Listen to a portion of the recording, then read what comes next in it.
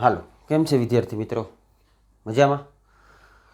આપણે છેલ્લા લેક્ચરની અંદર સમતલ શરૂ કર્યું હતું અને આજે એ થિયરી આગળ વધારી. ત્યારે સમતલના બે પ્રમાણિત સમીકરણો આપણે જોયા હતા કે બિંદુ એમાંથી પસાર થતું અને એન અભિલંબવાળા સમતલનું સમીકરણ આપણે જોયું હતું. Ready? R dot N is equal to A dot N અને R dot N is equal to D અથવા R minus A dot N is equal to 0. હવે આપણે અલગ અલગ પ્રકારના સમીકરણો જોયા હતા. રેડી? એક સમીકરણ આ હતું સમતલનું સદિશ સમીકરણ R minus A dot N is equal to 0. આ સમતલનું સદિશ સમીકરણ થઈ ગયું. એ બિંદુમાંથી પસાર થતું અને એન અભિલંબવાળા સમતલનું સમીકરણ. પછી આને આપણે થોડુંક સાદુરૂપ આપ્યું હતું તો કે R dot N is equal to A dot N. આ એ બિંદુમાંથી પસાર થતા અને એન અભિલંબવાળા સમતલનું સમીકરણ. ઉપર નાનું સાદુરૂપ આપેલું છે, ડોટ ગુણાકાર અંદર આપીને ઓલી બાજુ લઈ ગયા છે. પછી આપણે આવી રીતે એક સમીકરણ બનાવ્યું હતું કે R dot N is equal to D, જ્યાં એ ડોટ એન છે ને આપણે ડી કહી દીધું હતું. રેડી? તો આ પણ એન અભિલંબવાળા સમતલનું સમીકરણ, જ્યાં ડી છે એ અચળ છે. એવી જ રીતે આ સમતલના સમીકરણને અભિલંબના માનાંક વડે જો ભાંગી નાખવામાં આવે તો આ જે સમીકરણ છે એ કયા સ્વરૂપમાં ફરી ગયું તો કે આર ડોટ એન કેપ થઈ ગયો ઇઝ ઇક્વલ ટુ આ જે છે એ ઉગમ બિંદુથી સમતલનું લંબ અંતર મોડ ઓફ ડી બનાવવાનું. રેડી? એટલે ઉગમ બિંદુથી સમતલનું લંબ અંતર થઈ ગયું. અને એક આવી રીતે પણ શરૂઆતમાં ધારાયું હતું R dot N cap is equal to D. N cap એકમ અભિલંબવાળા અને ઉગમ બિંદુથી ડી અંતરે આવેલા સમતલનું સમીકરણ. અહીંયા ડી છે એ ઉગમ બિંદુથી લંબ અંતર છે, જો અહીં એન કેપ હોય ડી પોઝિટિવ છે.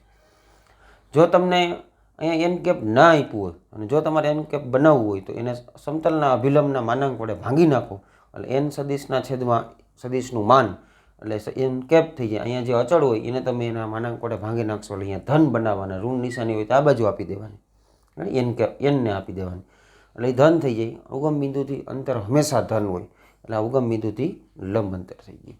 અને એક સમીકરણ આપણે આવું જોયું હતું A X plus B Y plus C Z is equal to D.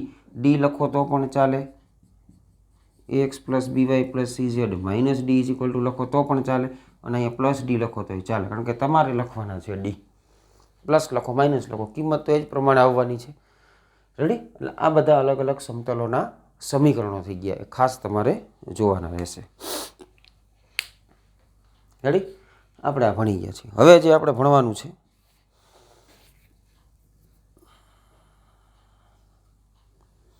એ છે 3 એબીસી દિક્ ગુણોત્તરવાળી આપેલી રેખાને લંબ અને આપેલા બિંદુ x1 y1 zમાંથી સમતલ પરનું સમીકરણ તમારે મેળવવાનું છે.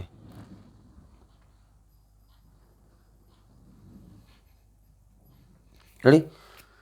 શું કીધું છે? એક સમતલ છે, સમતલ અને રેખા પરસ્પર લંબ છે, એટલે એક રેખાને લંબ સમતલનું સમીકરણ મેળવવાનું છે તમારે. રેડી? માનો કે આ કોઈ સમતલ છે. રેડી? એ સમતલ છે ને એની સપાટી એ કોઈ એક રેખાને લંબ છે. આ રેખા એલ થઈ ગઈ, એ એલ રેખાને લંબ છે. રેડી? એટલે આ રેખાની દિશા છે ને, આ રેખાની દિશા એ એબીસી લીધી છે. એ લોકોએ શું લીધી છે? એબીસી. રેડી? અને કેપિટલ એબીસી લીધી છે. એટલે આ રેખાની દિશાને હું બી આપણે કહીએ છીએ રેખાની દિશાને કે એ આઈ કેરેટ પ્લસ બી જે કેરેટ પ્લસ સી કે કેરેટ. એટલે એબીસી દિક્ ગુણોત્તરવાળી રેખા થઈ ગયા. રેડી? એની દિશાના ઘટકો એબીસી છે. રેડી? એ સમતલને લંબ છે અને તમારું સમતલ છે એ કયા બિંદુમાંથી પસાર થાય છે? x1 y1 અને z1 બિંદુમાંથી પસાર થાય છે. એટલે x1 y1 z1માંથી પસાર થતા અને એબીસી દિક્ ગુણોત્તરવાળી રેખાને લંબ સમતલનું સમીકરણ જોઈતું હોય તો શું કરશું? હવે આ સમતલનું સમીકરણ તમારે જોઈએ છે તો આપણે ભણી ગયા કે સમતલનું સમીકરણ તમારે જોતું હોય તો કેટલી વસ્તુ જોઈએ? 2 વસ્તુ જોઈએ. એક જોઈએ બિંદુ અને એક જોઈએ અભિલંબ. તો અભિલંબ એટલે શું? તો કે સમતલને લંબ હોય એવો સદિશ અથવા સમતલને લંબ હોય એવી રેખાની દિશાના સદિશને સમતલનો અભિલંબ કહેવાય. તો હવે આ રેખા છે એ સમતલને લંબ છે તો એની દિશા હોય એ જ આપણા સમતલનો અભિલંબ થઈ જાય, એટલે આ જ આપણા માટે n થઈ જશે. રેખાની દિશા છે એ સદિશ છે એ જ આપણો અભિલંબ થઈ જશે. અને બિંદુ x1 y1 z1 આપ્યું છે. પહેલું જ સમીકરણ છે એમાં આપણે કિંમત મૂકી દઈએ. રેડી? સમીકરણ શું આપ્યું છે? r minus a dot n is equal to 0. r એટલે x y z હોય અને a એટલે x1 y1 z1 છે. અહીંયા આ a છે. રેડી? આ a. તો x minus x1 i caret plus y minus y1 j caret and z minus z1 k caret. અને અહીંયા આવશે ડોટ n. n એટલે કોણ? તો કે a i caret, b j caret, c k caret. Ready? Is equal to 0. આ કઈ રીતે થયું? r minus a. r એટલે એક્સ વાય ઝેડ અહીં તમારે ધારવું પડે. આ બિંદુ રેડી એક્સ વાય ઝેડ એનો સ્થાન સદિશ થાય x1 એક્સ આઈ કેરેટ વાય જે કેરેટ ઝેડ કે કેરેટ. આનો સ્થાન સદિશ થાય x1 આઈ કેરેટ y1 જે કેરેટ z1 કે કેરેટ. એ બેની બાદબાકી કરો x માઇનસ x1 આઈ કેરેટ y માઇનસ y1 જે કેરેટ z માઇનસ z1 કે કેરેટ. એટલે r માઇનસ a થાય. આ ડોટ ગુણાકાર કરો. આઈનું આઈ સાથે ડોટ ગુણાકાર થાય એટલે શું આવે સમીકરણ? x minus x1 dot a એટલે a into x minus x1 plus b into y minus y1 plus c into x minus x1 is equal to 0. આ કેવા સમતલનું સમીકરણ થઈ ગયું? તો કે જે ABC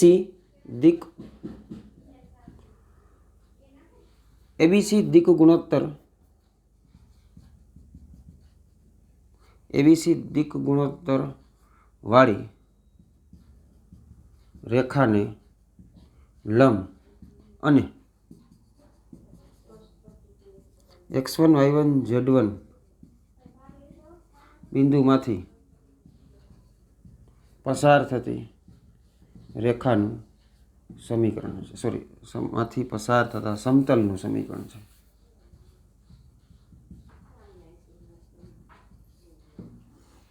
સમતલનું સમીકરણ છે. રેડી? એબીસી દિક ગુણોત્તરવાળી રેખાને લંબ અને x1 y1 z1 બિંદુમાંથી પસાર થતા સમતલનું સમીકરણ છે. એટલે એ બી સી છે એ જે રેખા છે ને રેડી એની દિશાના દિક ગુણોત્તર છે. એટલે કે આપણા સમતલનો અભિલંબ થઈ ગયો એબીસી.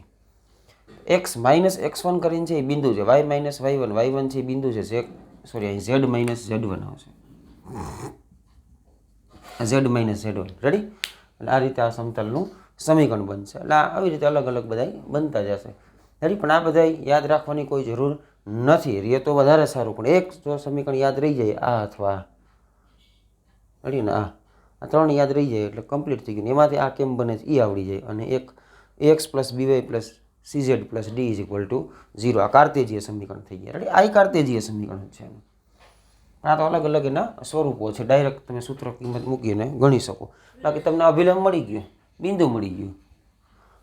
અભિલંબ ને બિંદુ કિંમત મૂકી દો, ડોટ ગુણાકાર કરો, સીધું સમતલનું સમીકરણ બની જશે. ચાલો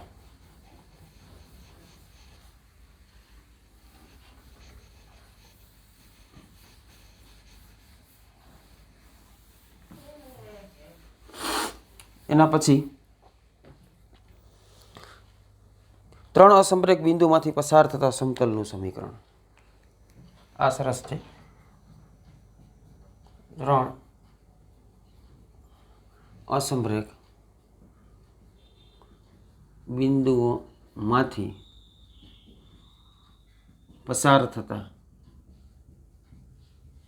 સમતલનું સમીકરણ. ત્રણ અસમરેખ બિંદુ આપણે વાત થઈ ગઈ. ત્રણ અસમરેખ બિંદુ હોય એ અનન્ય સમતલ નિશ્ચિત કરે. એમાંથી અનન્ય સમતલ બને. એમાંથી એક સમતલ પસાર થતું ને થતું જ હોય. રેડી? એવું ના બને કે એમાંથી કંઈ સમતલ ના નીકળે. અને એક અને માત્ર એક જ નીકળતું હોય. જેમ બે બિંદુ હોય એમાંથી અનન્ય રેખા પસાર થાય એમ ત્રણ અસમરેખ બિંદુમાંથી અનન્ય સમતલ પસાર થાય. રેડી? ચાલો તો હવે આપણે ધારવા પડશે કે ત્રણ અસમરેખ બિંદુઓ છે એ ક્યાં છે. એટલે આપણે ધારી લઈએ ત્રણ અસમરેખ બિંદુઓ છે. રેડી? હું એક સમતલ આપણે સમતલનું સમીકરણ બનાવવું છે.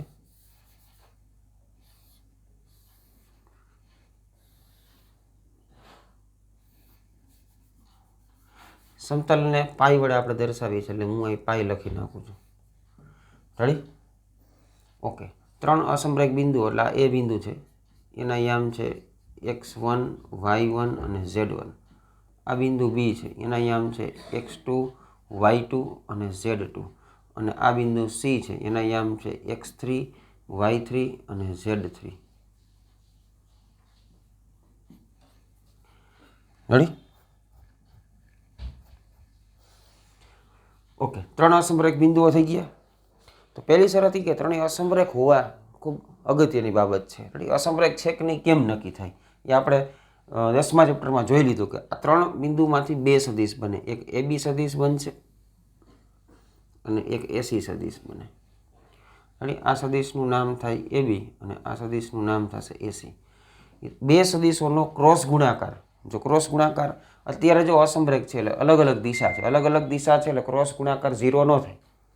ક્રોસ ગુણાકાર 0 ન થાય એટલે અસમરેખ હોય. ક્રોસ ગુણાકાર 0 થઈ જાય એનો મતલબ ABC એક જ રેખા પર છે માટે સમરેખ છે. રેડી? અને ક્રોસ ગુણાકાર 0 નહીં થાય એટલે AB ક્રોસ AC કરશો ને એટલે બેયને લંબ હોય ને એવો એક સદિશ મળે, AB ક્રોસ AC. આ સમતલને લંબ સદિશ થાય અને એ જ તમારો અભિલંબ થઈ જાય. એટલે AB ક્રોસ AC છે એ તમારા સમતલનો અભિલંબ થઈ ગયો. પરીક્ષામાં પૂછાય એવું જરૂરી નથી કે આપણે 3 અસમરેખ બિંદુમાંથી પસાર થતા સમતલનું સમીકરણ મૂકીને દાખલો ગણવો. રેડી? આમાંથી કોઈ પણ આપણે 2 જ વસ્તુ માગીએ છીએ, અભિલંબ અને બિંદુ. તો હું AB ક્રોસ AC કરું એટલે લંબ સદિશ બને, એ આપણો અભિલંબ થઈ ગયો. અને બિંદુ 1, 2, 3 માંથી કોઈ પણનો ઉપયોગ કરી શકો એની જગ્યાએ. એટલે અભિલંબ મને મળી ગયો, બિંદુ મને 3 આપ્યા છે એમાંથી કોઈ પણ એક બિંદુ R એટલે તમને ખબર છે x y z, કિંમત મૂકી દઈએ એટલે સૂત્ર મળી જાય. તો અહીંયા શું છે, આ લોકોએ થોડુંક અલગ રીતે બનાવેલું છે. 3 અસમરેખ બિંદુઓ હોય તેમાંથી પસાર થતા સમતલનું સમીકરણ છે એ લોકોએ પહેલાં સદિશ પછી કાર્તેજીય સ્વરૂપે મેળવેલું છે. એટલે હવે અહીં જુઓ, અહીંયા છે ને 3 અસમરેખ બિંદુ હોય એટલે આપણે ABC ધારી લીધા. ઓકે, એટલે AB શું થશે? સદિશ AB. AB એટલે શું થાય તો કે આના સ્થાન સદિશ છે ને, આપણે આને x2 y2 છે એની બદલે આને આપણે સ્થાન સદિશ ધારી લઈએ. ધારો કે A ઓફ A, B નો સ્થાન સદિશ B બાર અને C નો સ્થાન સદિશ C છે. આવું ધારી લીધું. રેડી? પછી શું કરવાનું? માટે સદિશ AB છે, AB સદિશ શું થાય? B માઇનસ A એટલે B માઇનસ A થાય. રેડી? પછી AC સદિશ છે એ શું થશે તો કે C માઇનસ A થશે. AB એટલે B માઇનસ A અને AC એટલે C માઇનસ A. કાર્તેજીય જોતું હોય ત્યારે આ 3 બિંદુઓની જરૂર પડશે. એની બદલે આપણે x1 i caret, y1 j caret, z1 k caret અને A ધારી લીધો. એટલે એનો સ્થાન સદિશ A, B નો સ્થાન સદિશ B અને C નો સ્થાન સદિશ C થઈ ગયું. AB અને AC 2 સદિશો થઈ ગયા. રેડી? હવે એ બેનો ક્રોસ ગુણાકાર કરો. રેડી? એટલે સમતલનો અભિલંબ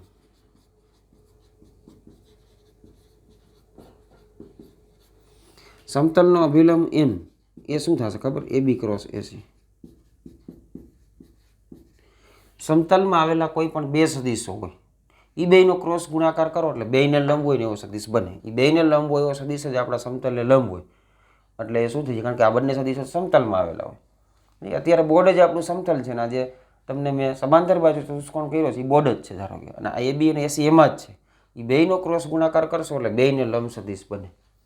AB ક્રોસ AC થઈ ગયો. માટે n છે એ શું થશે? AB એટલે B માઇનસ A, રેડી? અને ક્રોસ AC એટલે C માઇનસ A થાય. રેડી? આ સમતલનો અભિલંબ મળી ગયો. સમતલનો અભિલંબ અને બિંદુ 3 માંથી કોઈ પણ એકનો ઉપયોગ કરી શકાય. રેડી? તો સમતલનું સદિશ સમીકરણ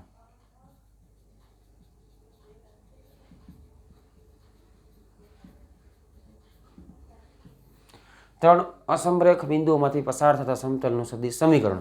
તો આપણે આ સૂત્ર આવડે છે, R minus A B C માંથી કોઈ પણ બિંદુનો ઉપયોગ તમે કરી શકો. હું એનો જ ઉપયોગ કરું છું. રેડી? એ બિંદુમાંથી પસાર થતા ડોટ અને સમતલનો અભિલંબ આપણી પાસે n છે એ આ રહ્યું, B minus A cross C minus A.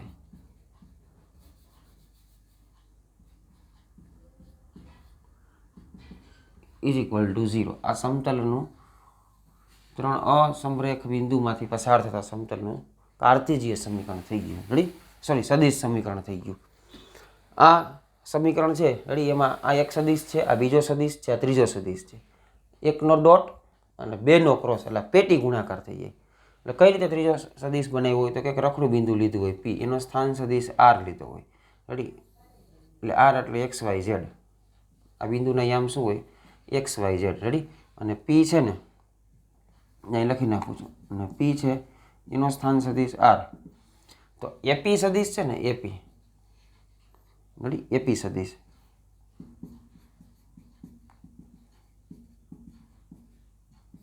R minus એ થાય. પીનો સ્થાન સદિશ માઇનસ એનો સ્થાન સદિશ, એટલે 1, 2 ત્રણેય સદિશ સમતલમાં છે. જો ત્રણેય સદિશ સમતલીય હોય ને તેનો પેટી ગુણાકાર 0 થાય. એટલે એપી, એબી અને એસી ત્રણેય સમતલીય છે, પેટી ગુણાકાર 0 થાય. પેટી ગુણાકાર એટલે નિશ્ચય. તો કાર્તેજીય સમીકરણ શું થાય? 1, 2, 3 સદિશની પેટી એટલે નિશ્ચય થઈ ગયો. તો કાર્તેજીય સમીકરણ એવું થાય: AP R minus A, R minus A, R minus A, એટલે એક્સ માઇનસ x1, એટલે અહીંયા આવે X minus x1, Y minus y1, Z minus z1 is equal to 0 આવે, સમતલીય છે એટલે. બીજો સદિશ છે બી માઇનસ એ, બી માઇનસ એ, આ બી માઇનસ એ, x2 માઇનસ x1,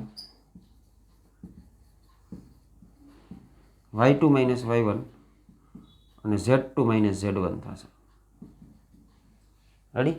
ત્રીજો સદિશ છે એસી, સી માઇનસ એ, x3 minus x1, y3 minus y1, x3 minus x1, y3 minus y1 અને z3 માઇનસ z1. આ સમતલનું કાર્તેજીય સમીકરણ થઈ ગયું. 3 ભિન્ન અસમરેખ બિંદુમાંથી પસાર થતા સમતલનું કાર્તેજીય સમીકરણ. x, y, z માંથી x1 x1 x1 જ કટ થાય. x minus x1, x2 minus x1, x3 minus x1, એવી રીતે પછી y ને એવી રીતે z. આ ત્રણેય સદિશો છે એ સમતલીય છે. સમતલીય એટલે એની પેટી 0 થાય. પેટી એટલે નિશ્ચય, એટલે નિશ્ચય પણ 0 થાય. આ રીતે પણ મેળવી શકો, આ રીતે પણ મેળવી શકો. ડાયરેક્ટ તમે અભિલંબ મેળવી લીધો, એના એ મૂકી દીધો છે મેં, અને એની કિંમત મૂકી દીધી. રેડી? એની જગ્યાએ તમે કોઈ પણ બિંદુનો ઉપયોગ કરી શકો છો. આ 3 ભિન્ન અસમરેખ બિંદુમાંથી પસાર થતા સમતલનું કાર્તેજીય સમીકરણ છે. જોઈ લો. રેડી? ચલો નેક્સ્ટ આગળ જોઈએ.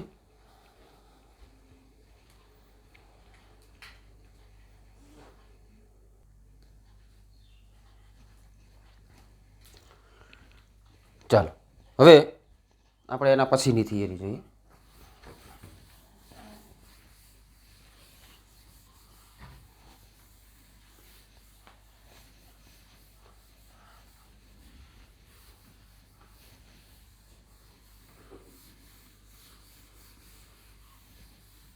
આ લખેલું થોડુંક ઝાખું દેખાણું હશે, કારણ કે નવી માર્કર જરીક યુઝ કરી હતી.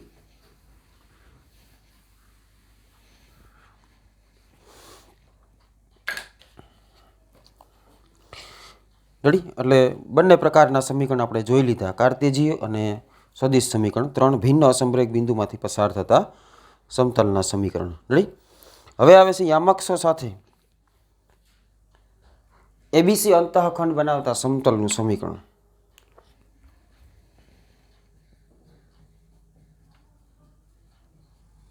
યામક્ષો સાથે એ બી સી અંતઃખંડો બનાવતા સમતલનું સમીકરણ.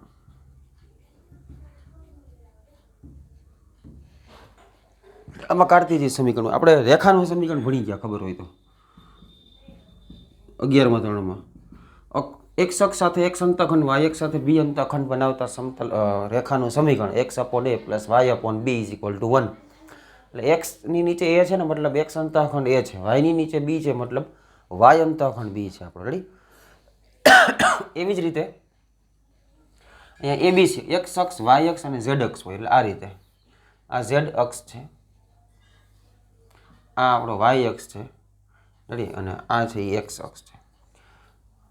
રેડી? એટલે આવી રીતના સમતલ આ એક્સ અક્ષ હોય. અહીંથી આમ ત્રાસું નીકળે, આમ આને કોઈ સમતલ. તો એક્સ અક્ષના અહીંયા છેદે એટલે એક્સ અંતઃખંડ થયું.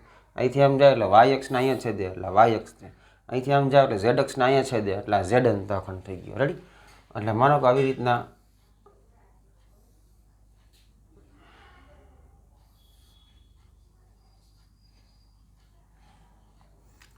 એક્સ અક્ષનો એક્સ અંતઃખંડ એ છે, વાય અંતઃખંડ બી હોય, ઝેડ અંતઃખંડ સી હોય. તો આ ઉગમ બિંદુ ઓ છે ને, અહીંયાથી એ જેટલું અંતર થયું.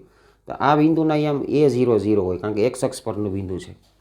આ બિંદુને આપણે બી કહીએ તો વાય એક્સ પરનું બિંદુ હોય તેનું વાય યામ જ હોય, બાકીના એક્સ યામ ને ઝેડ યામ 0 હોય. અને આ બિંદુ છે એ ઝેડ અક્ષ પરનું છે, એક્સ યામ વાય યામ 0 હોય, ઝેડ યામ સી થશે. રેડી? તો આવા સમતલનું સમીકરણ શું થાય? રેડી? એટલે ABC અંતઃખંડ સ્વરૂપ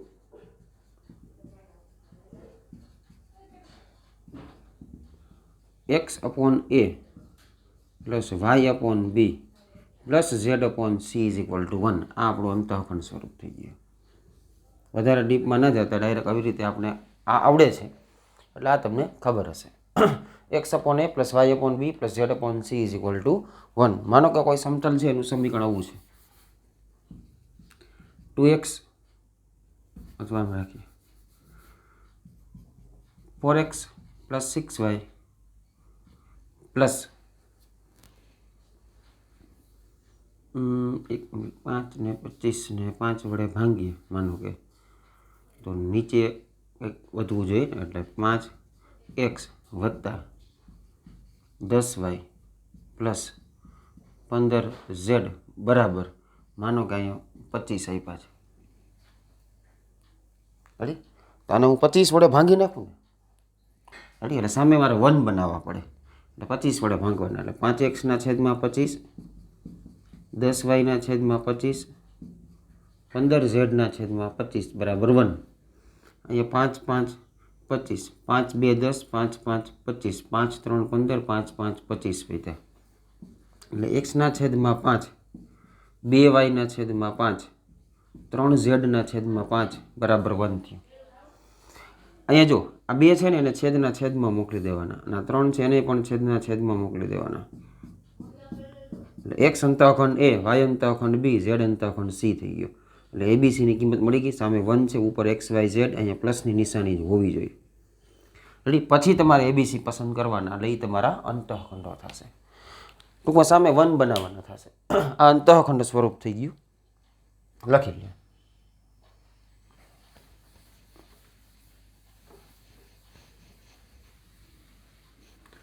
થિયરી છે એ ઘણી બધી છે, નાની નાની એક એક એક એક અલગ અલગ પ્રકારની થિયરીઓ આવતી જશે. થોડી થોડી યાદ રાખતી જવાની, બરાબર છે? થોડીક થોડીક લખતી જવાની, 2 2 5 5 વાર, એટલે આવડી જાય.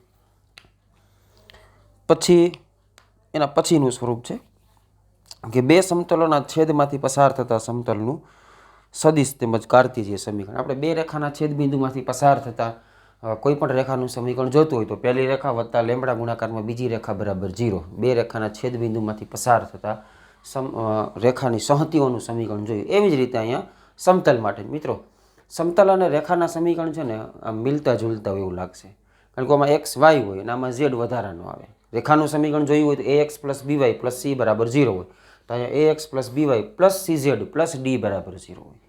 થોડોક ફેર છે, બધા જ સમીકરણો એક સરખા થશે. રેડી? એટલે હવે બે સમતલોના છેદમાંથી પસાર થતા સમતલનું સમીકરણ.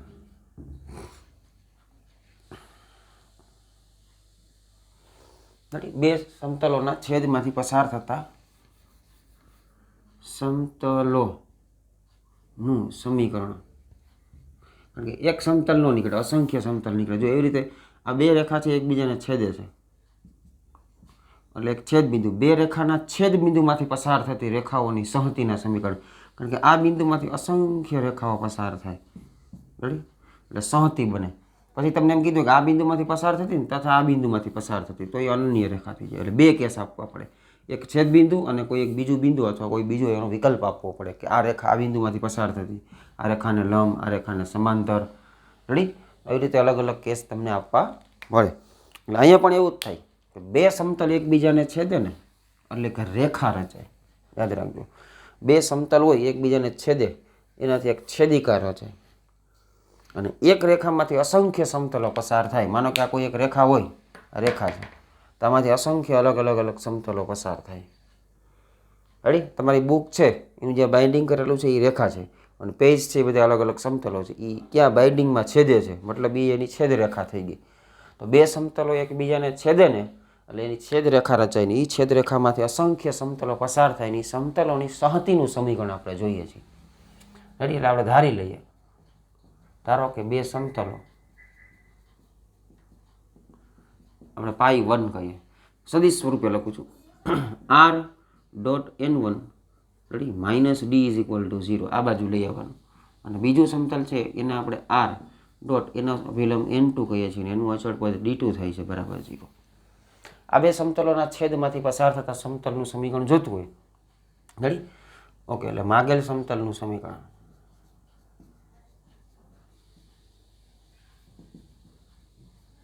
શું કરવાનું? તો કે પહેલું સમતલ પ્લસ લેમડા ગુણાકારમાં બીજું સમતલ, ગુજરાતીમાં જ યાદ રાખજો, ઇઝ ઇક્વલ ટુ 0. આ સમતલનું સમીકરણ થઈ ગયું. આ જ રીતે પહેલું સમતલ વત્તા લેમડા ગુણાકારમાં બીજું સમતલ બરાબર 0. રેડી? પણ આ રીતેને બદલે આ જ વસ્તુને હું કાર્તીજીય સ્વરૂપમાં જો ફેરવી નાખું, આરની કિંમત હું એક્સ વાય ઝેડ મૂકી દઉં, આની કિંમત a1 b1 c1 મૂકી દઉં, તો આવું થાય a1x plus b1y plus c1z minus d1 is equal to 0. આ કાર્તીજીય સમીકરણ થઈ ગયું. એટલે a1 b1 c1 છે એ સદિશનો અભિલંબ સદિશ n1 ના ઘટકો છે, એટલે કે એ અભિલંબ થઈ ગયો. n2 છે ને એને આપણે a2 b2 કહીએ, એટલે a2x plus b2y plus c2z minus d2 is equal to 0. એટલે a2 b2 c2 છે એ સમતલ બીજું છે એના અભિલંબના ઘટકો થઈ ગયા. રેડી?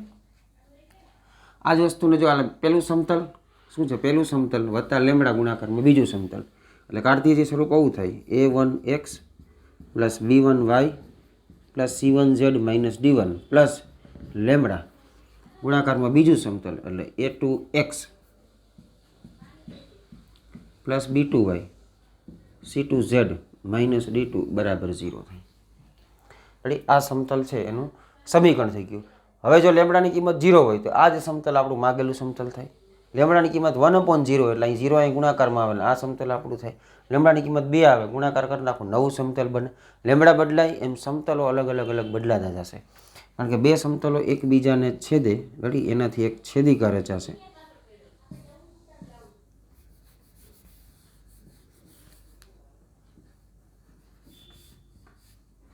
રેડી? આ છેદિકા થઈ ગઈ. આ બે સમતલો એકબીજાને છેદે ને એટલે છેદિકા રચાય. તમે કોઈ રૂમ હોય એની અંદર તમે જુઓ બે દિવાલા કાટખૂણે આમ થાય, આ એક સમતલ હોય, આ બીજું સમતલ હોય, બે સમતલો એકબીજાને છેદે એટલે ખૂણો હોય એ છેદિકા થઈ ગઈ. રેડી? અને એ છે રેખામાંથી અસંખ્ય અલગ સમતલો પસાર થાય. ઓકે, એટલે આ બે સમતલ છેદે છે એનાથી છેદિકા રચાય ને આ રેખામાંથી અસંખ્ય સમતલો નીકળે, જેમ તમારા બુકના પેજ છે. ઓકે, તો આ સમતલનું સમીકરણ, એટલે એક સમતલનું સમીકરણ અહીંયા રાખવાનું પ્લસ લેમડાના ગુણાકારમાં બીજું સમતલનું સમીકરણ બરાબર 0. એવું નથી કે આને અહીં રાખી શકાય, આને અહીં રાખી શકાય. એટલે આ રીતે તમે આ ગણી શકો.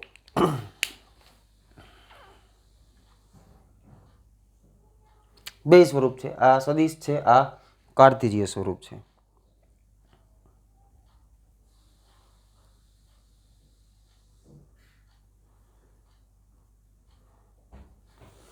પછી બે રેખા સમતલીય છે એનું આપણે સમીકરણ જોઈ લીધું છે ગયા. રેડી? આગળ બે સમતલીય રેખા હોય તેમાંથી 3 સદિશ બનાવવાના.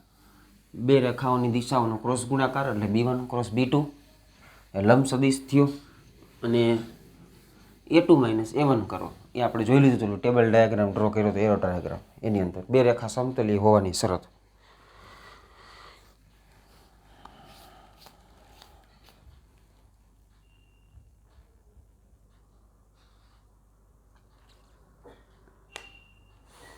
ચલો, બે સમતલો વચ્ચેનો ખૂણો.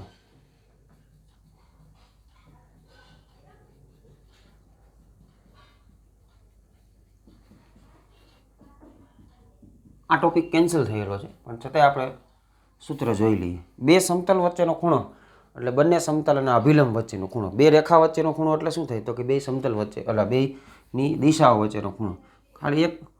ખાલી ડાયરેક્ટ સમજાવી દઉં છું. આ બે સમતલ છે, આ છે ને પરસ્પર લંબ હોય ને એવા બે સમતલ છે. રેડી? તો આ સમતલનો અભિલંબ છે ને આ રીતના હોય, આ સમતલ આમ છે એનો અભિલંબ આમ થાય. બે સમતલ લંબ છે ને, તો બે વચ્ચે જો ખૂણો કાટખૂણો બને છે. બે લંબ સમતલ હોય ને તો બેના અભિલંબ હોય પણ લંબ છે. રેડી? એટલે બે સમતલ વચ્ચેનો ખૂણો મતલબ બે સમતલના અભિલંબ વચ્ચેનો ખૂણો. રેડી? બે સમતલો π1 = n dot r dot n1 = d1 અને π2 = r ડોટ n2 = d2 વચ્ચેનો ખૂણો. એટલે બંને સમતલોના અભિલંબો વચ્ચેનો લઘુકોણ ખૂણો, એટલે બંને સમતલ વચ્ચેનો ખૂણો થઈ જાય. n1 અને n2 વચ્ચેનો ખૂણો મેળવી લ્યો, એ જ તમારા બે સમતલ વચ્ચેનો ખૂણો થઈ જાય. તો ખૂણો મેળવવાનું સૂત્ર બે સદિશ વચ્ચેનો cos θ = ready n1 dot n2 લઘુકોણ જોઈએ છે એટલે ઉપર માનાંક લેવાનું, mode of n1 upon mode of n2 થશે. અને અહીંયા જે થીટા છે એ તમારો 0 થી π/2 હશે. રેડી? એટલે આ જ્યાં થીટા એ π1 અને π2 વચ્ચેનો ખૂણો છે. રેડી? આ બે સમતલો વચ્ચેનો ખૂણો થઈ ગયો. વિચારી લઈએ, બે સમતલો પરસ્પર લંબ હોય ને, રેડી? એટલે કે જો n1 ડોટ n2 એ 0 થઈ જાય તો બે સમતલો છે એ પરસ્પર કેવા થાય? લંબ થાય. માટે થીટા છે ને એ π/2 થાય. બેનો ડોટ ગુણાકાર 0 હોય, બે સદિશનો થાય. બંને સદિશો લંબ હોય તો એનો થીટા 0 મળે. અને બંને સમતલો છે એનો ક્રોસ ગુણાકાર જો 0 થાય અભિલંબોનો, તો બંને સમતલો છે એ કેવા થાય? એકબીજાને સમાંતર થાય. તો થીટાની કિંમત તમને 0 મળશે અને અધરવાઇઝ તમને અલગ અલગ ખૂણા મળશે. રેડી? આ બે કેસ થઈ ગયા. આ રીતે તમારે વિચારવાનું થશે. આ જ વસ્તુ છે n1 × n2 = 0, એને આ રીતે પણ લખી શકાય n1 = λn2. સમરેખ સદિશો થઈ જાય. રેડી? સમાન અથવા વિરુદ્ધ દિશાના સદિશો હોય, રેડી, તો એ બંને સમતલો સમાંતર થાય અને એની વચ્ચેનો ખૂણો 0 થાય. ડોટ ગુણાકાર 0 થાય તો બે સમતલ વચ્ચેનો ખૂણો π/2 થશે. રેડી? અહીંયા સુધીની થિયરી છે આજે હોમવર્કમાં એકવાર, ફેરબુકમાં એકવાર ગણવાની રહેશે. રેડી? નેક્સ્ટ લેક્ચરમાં આપણે પાછી થોડીક થિયરી જોઈ અને સ્વાધ્યાય ઉપરના દાખલા આગળ કરી નાખશું. Okay, thank you.